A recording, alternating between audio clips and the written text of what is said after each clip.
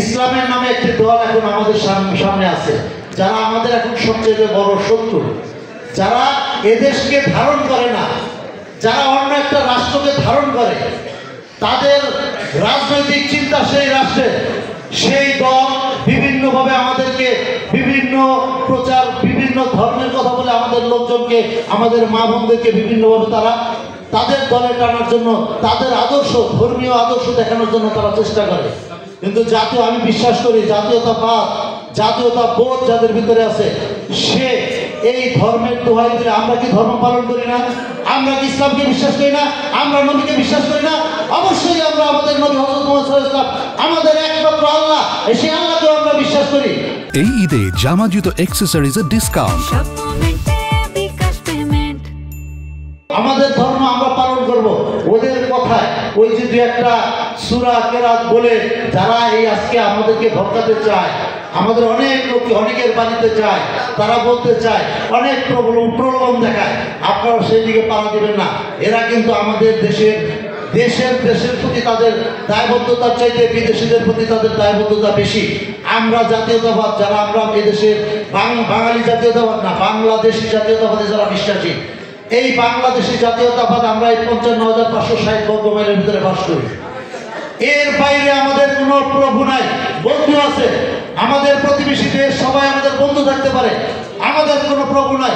আমার নেত্রী বলে দিয়েছে, আমার নেতাও বলেছে, আমার দেশ বাংলাদেশ, আমি ওই দেশের মানুষ, আমার প্রভু থাকলে ওই দেশেই আছে, আমি সব নিয়ে ওই দেশেই বাস করতে চাই।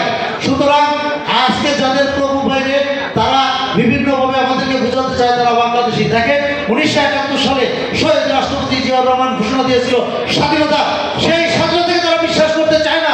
এখনো তারা সেখানে স্বাধীনতা বিশ্বাস না করে ওই পাকিস্তানকে তারা বিশ্বাস করতে চায়। সুতরাং আমাদের কাছে তাদের কোনো স্থান হতে পারে না, এদেশের জনগণের কাছেও তাদের কোনো স্থান হতে পারে না। ইমানি শক্তি, আমাদের ইমান এমন পর্যায়ে চলে গেছে। একটি উদাহরণ দিয়ে বলি, মসজিদে আমরা জুতা হাতে নিয়ে, জুতা পাহাড় দিয়ে নামাজ পড়তে হয়। আমি নামাজ পড়বো না, জুতা চুলে নিয়ে যাবে, সেই চিন্তা আমার নামাজ পড়তে হয়। ইমান তো ওইখানেই দুর্বল হয়ে যায়। সেই দেশে বসবাস করি আমরা।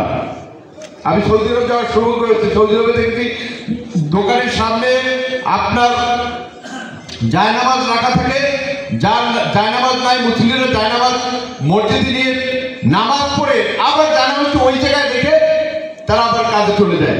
আর আমাদের দেশে আমার পায়ের জুতা মসজিদে গিয়ে আমার অনেকে আমার সেন্টার জায়গায় রেখে জুতা পাহাড় দিয়ে একদিকে নামাজ পড়ি।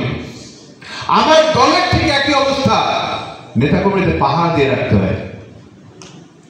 কে রাতের আধারে আওয়ামী লীগের সাথে একটু যোগাযোগ করে, কে রাতের আধারে ভান্ডারিয়ার যারা একটু নব্য অর্থ শিল্পপতি হয়েছে, ভান্ডারিয়া রাজনীতিতে বিগত ফ্যাসিস্ট সরকারের লুটেরা মহারাজা, তাদের সাথে যোগাযোগ, কার সাথে এটা খোঁজ দেবো না আমরা মাঠের রাজনীতি করবো?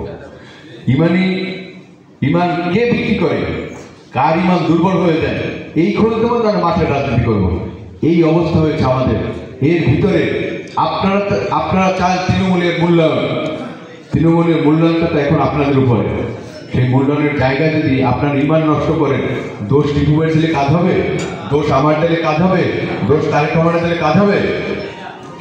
রাজপথে 17 বছর যারা রাজনীতি করেছে,